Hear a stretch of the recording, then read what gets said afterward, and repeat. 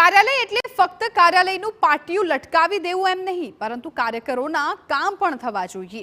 કડીમાં ભાજપના મધ્યસ્થ કાર્યાલયના ઉદ્ઘાટન પ્રસંગે પૂર્વ ડેપ્યુટી સીએમ નીતિન પટેલે આ નિવેદન આપ્યું। નીતિન પટેલે આ નિવેદન થકી કોને ટોણો માર્યો છે તે હવે ચર્ચાનો વિષય બન્યો છે।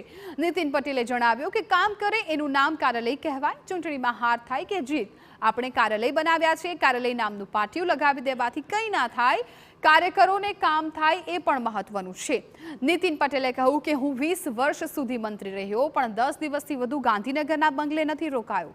હજુ કાર્યકરોના કામ થાય અને તેને ધક્કા ખાવા ન પડે તે માટે હું કડી જ રહ્યો છું। મહત્વનું છે કે થોડા સમય પહેલા કડીમાં ભાજપનો આંતરિક અસંતોષ સપાટી પર આવ્યો હતો।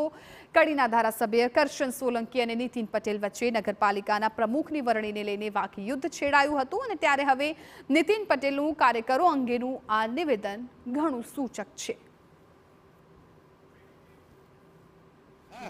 બધા કામ કરે ને કામ કરાવરાવે એટલે કાર્યાલય આવું કહેવાય।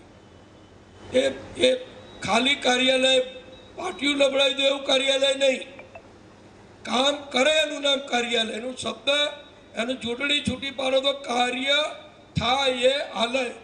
આ આપણું આ ભાજપનું કાર્યાલય છે।